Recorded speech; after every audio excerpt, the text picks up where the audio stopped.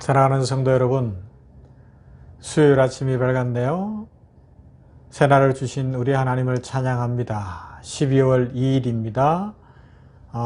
이 12월에 특별히 우리 주님 오신 성탄절이 있는 이 12월에 우리가 하나님 나라가 임하시옵소서를 통해서 살펴보는 것처럼 성육신 하심으로 하나님 나라를 이 땅에 가져오신 예수 그리스도의 그 놀라우신 은혜 안에서 하나님 나라 안에 예비된 축복과 그 풍성함을 누리는 모두가 되기를 간절히 소망하면서 오늘 수요일 아침 냉천골의 아침 말씀 묵상 시작하도록 하겠습니다. 오늘 함께 살펴볼 하나님의 말씀은 마태복음 16장에 있는 말씀입니다. 마태복음 16장 15절부터 19절 말씀 제가 봉독하도록 하겠습니다. 가라사대 너희는 나를 누구라 하느냐? 시몬 베드로가 대답하여 가로되 주는 그리스도시요 살아계신 하나님의 아들이시니이다. 예수께서 대답하여 가라사대 바요나 시몬아 내가 복이 있도다. 이를 내게 알게 한 이는 혈육이 아니요 하늘에 계신 내 아버지시니라. 또 내가 내게 이르노니 너는 베드로라. 내가 이 반석 위에 내 교회를 세우리니 음부의 권세가 이기지 못하리라. 내가 천국 열쇠를 내게 주리니 내가 이 땅에서 무엇이든지 매면 하늘에서도 매일 것이요 내가 땅에서 무엇이든지 풀면 하늘에서도 풀리리라 하시고. 아멘. 미래적 하나님의 나라는 예수 그리스도에 의해서 이미 이 땅에 도입되어졌습니다. 그러나 아직은 완성되지 못한 나라입니다. 그러나 또한 결국에는 예수님의 다시 오시는 재림의 역사로 말미암아 완성될 그 나라라는 속성을 가지고 있습니다. 미래적 차원으로서 성취될 하나님의 나라는 예수 그리스도와 관련되어 있죠. 아니 하나님 나라 전체가 그래요. 예수님이 2000년 전 이 땅에 오시는 초림을 통하여 이 땅에 하나님 나라가 이루어졌고요. 이제 예수님이 하나님만이 하시는 그 시간에 다시 오실 때에 완성될 것입니다. 왜 그렇습니까? 예수님이 만왕의 왕이십니다. 예수님의 통치, 왕이신 예수님의 통치로 말미암아 하나님의 나라가 이루어지는 거죠. 통치권의 중요함을 우리는 앞에서 이미 살펴봤습니다. 그날이 되면 영광스럽게 어제 우리가 살펴본 대로 다 부활할 것이고요. 또한 살아있던 자들은 공중에 들리움 받는 놀라운 역사가 일어날 것입니다. 부활은 신비라고 말씀을 드렸습니다. 우리 사람 머리로 이해할 수 없다고요. 사람의 과학, 기술, 아무리 의학이 발달하고 이 세상의 모든 것이 발달해도 부활을 이해할 수 없어요. 육신의 부활 어떻게 이해하겠습니까? 땅속에 흙으로 돌아갔는데 그러나 부활한다는 것입니다. 누구만 하셔요? 하나님께서 하십니다. 하나님께서 생명의 주인이시기 때문에 그렇습니다. 그리고 그러기 전에 가장 크게 나타날 현상이 뭐냐? 긍정적 의미에서 가장 중요한 우리 주님 오시기 전에 일어날 일 무엇이냐 하면 복음의 세계적 전파라는 것입니다. 마태복음 24장 14절을 소개했습니다. 그러면서 제가 이틀 동안 선교에 대해서 특별히 강조를 했습니다. 여러분 마음의 선교에 대해서 들을 때 부담이 있으십니까? 거룩한 부담이 될 수 있기를 바라고요. 헌신의 씨앗이 될 수 있기를 바랍니다.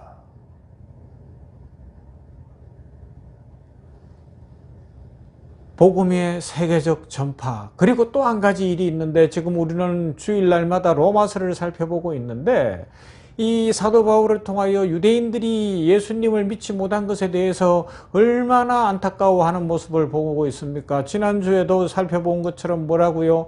그들은 복음을 들었어요. 그리고 하나님께서는 이 로마서 10장 21절에서 이야기하는 것처럼 어떻게 해요? 두 팔을 벌리고 있다고요. 팔을 벌리고 그들이 돌아오기를 기다리고 있는데 아직도 돌아오지 않으나 예수님이 다시 오시는 완성된 하나님 나라가 이루어질 그날이 다가오면 무슨 일이 일어나는가 하면 바로 유대인들의 집단적 개종이 있을 거예요. 지금은 완강하게 거부하나 그래서 사람으로는 저들이 예수님 믿을까 싶지만 돌아온다는 것입니다. 누가 하세요? 하나님께서 하십니다. 나 같은 죄인을 구속하신 주 예수 그리스도의 그 은혜로 하나님이 유대인들도 변화시켜 내시고야 만다는 겁니다. 우리는 그것을 믿습니다. 할렐루야. 이 믿음으로 오늘도 우리 전도하시고요. 안 되는 사람 없다는 것을 믿으면서 하나님께서 이루실 것을 믿는 그 믿음으로 살아갈 수 있기를 바랍니다. 자, 이제 교회적 차원은 오늘은 두 번째로 교회적 차원인데요. 이 하나님 나라의 미래적 차원에서 교회, 어제는 개인에 관계된 거였다면 오늘 교회를 한번 생각해 봅시다. 이 땅에 많은 조직이 있고 기관이 있어요. 그런데 대부분 다 사람들이 만들어낸 겁니다. 직장도, 병원도, 심지어 국가도 사람이 만든 거 아닙니까?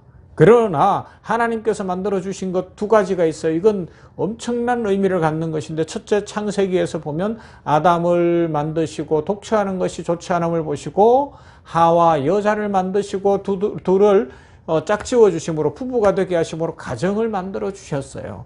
이 가정은 신적 기원을 갖습니다. 이 땅에 있는 그 어떤 것보다 소중한 겁니다. 하나님께서 가정을 만들어 주셨기 때문에 그렇습니다. 그러므로 우리는 가정을 소중히 여겨야 되고요. 하나님의 축복이 우리 성도들 가정마다 넘치기를 소망합니다.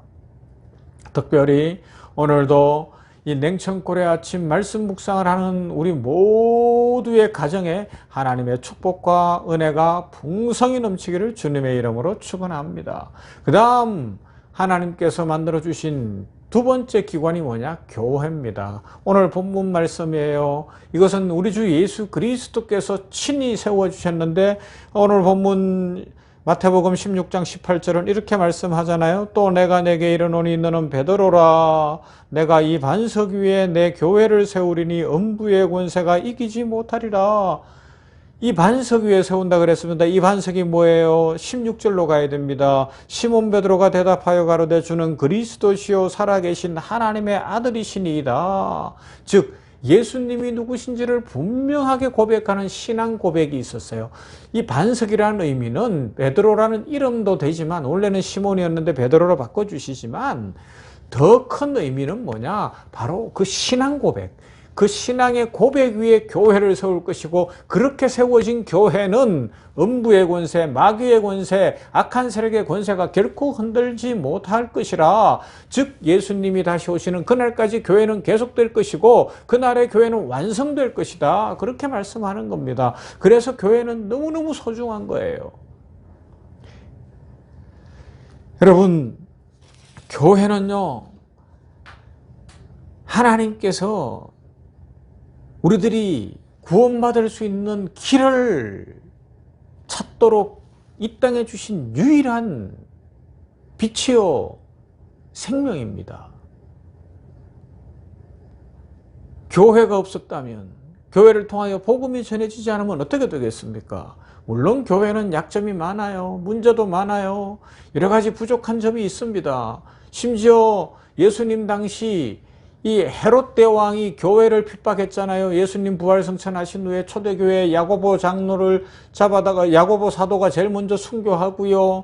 그 다음에 그 베드로도 잡아서 감옥에 가두기도 하고요. 어디에서 나와요? 사도행전에 나오지 않습니까? 그런 일들을 일으키면서 교회를 핍박했습니다. 그 이후 2000년 교회 역사 속에 수많은 교회를 향한 공격과 핍박이 있었습니다. 심지어는 어느 정도로 일이 일어납니까? 북한과 같은 교회는 이미 그 동방의 예루살렘이라고 했지만 평양이 교회가 다 무너졌잖아요. 지금은 교회 외형적으로는 없는 것 아닙니까? 그럼에도 불구하고 하나님께서는 교회를 소중히 보신다는 것입니다. 왜 그렇습니까? 그리스도의 교회는 이미 임한 하나님 나라 안에 있기 때문에 그렇습니다. 교회를 향한 핍박과 어려움은 더 극심해질 수도 있어요. 그러나 그럼에도 불구하고 교회는 끝까지 살아남을 것입니다. 지난 2000년 교회의 역사 속에서 수없이 많은 핍박 속에 교회는 무너지고 세워지고 무너지고 세워지는 역사가 있었습니다. 지금 유럽의 교회들은 문을 많이 닫았다고 이야기하고, 미국이나 북미의 교회들도 마찬가지고요. 우리 한국 교회도 지금 코로나19 상황 속에서 엄청난 어려움을 겪고 있습니다. 우리 병원 교회도 우리가 보는 것처럼 이 코로나19 속에서 알곡과 가라지가 걸러지고 있다는 것들을 많이 느낄 때가 있습니다. 그러면 교회는 주님이 세우신 것으로 변함이 없어야 되는데, 흔들림이 없어야 되는데 어떻게 된 걸까요? 여기에는 이제 우리가 생각해야 되는 교회의 두 가지 개념이 나타나요. 이 교회의 개념에 대한 이해와 관련이 있다는 것입니다. 교회는 보편교회가 있어요. 그 다음에 지역교회가 있습니다. 지역교회는 일정한 시간에 일정한 지역에 세워진 교회예요. 우리 샘병원 교회, 냉천동 교회, 냉천골 교회, 그렇게 세운다면 그런 교회들과 같은 거예요. 어디에 있는 교회. 이 땅에 있는 교회들입니다. 지역교회들. 이 교회는 세워질 수도 있고, 한 30년 갈 수도 있고, 100년 갈 수도 있고, 그러나 또 사라지고, 세워지고, 사라지고, 세워지는 교회입니다. 이 가변성을 가지고 있어요. 사람들이 세워가기 때문에 그렇습니다. 정치적 핍박에 의해서 그럴 수도 있고, 죄의 유혹 때문에 그럴 수도 있고, 경제적 어려움 때문에, 지금 코로나19와 같이 이런 상황에서 교회가 경제적으로 견딜 수가 없어서 문을 닫을 수도 있습니다. 이건 가시적 교회요, 또 이 지역교회의 특징이라면, 보편교회는 어떤 거예요? 앞에서 말씀드린 베드로가 고백한 그 신앙 고백 위에 세워진 진짜 교회, 만국교회를 통틀어 하나 된 그 교회, 이 교회는 결코 흔들리지 않는다는 것입니다. 이 교회는 결코 무너지지 않는다는 것입니다. 그리스도를 머리로 하여 온 세상에 있는 교회가 다 한 몸을 이루고 있는 교회입니다. 눈에 보이지 않는 교회라고도 이야기해요. 이것이 진짜 교회죠. 이 교회는 사탄이 흔들 수 없습니다. 그런데 이 교회가 예수 그리스도의 오심으로 말미암아 하나님 나라가 임하면서 온전히 세워져 가고 있다는 겁니다. 그래서 미래적으로 다시 오실 그 나라가 이루어질 때에는 교회도 완성될 거라고요. 이것이 하나님 나라의 미래적 차원에서의 이 교회에 주어지는 축복이라는 것입니다. 오늘 우리 시대의 교회는 이 두 차원의 하나님 나라 사이에 있는 거죠. 이미 온 하나님 나라, 앞으로 완성될 하나님 나라.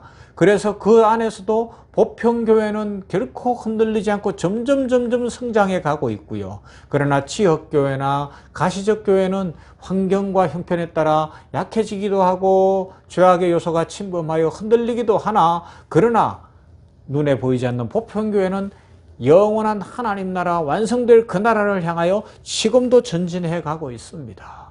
그러면 여러분 어떻게 해야 됩니까? 이 나라를 꿈꾸면서 오늘 말씀에 있는 것처럼 우리들도 교회를 세워야 되는 거예요.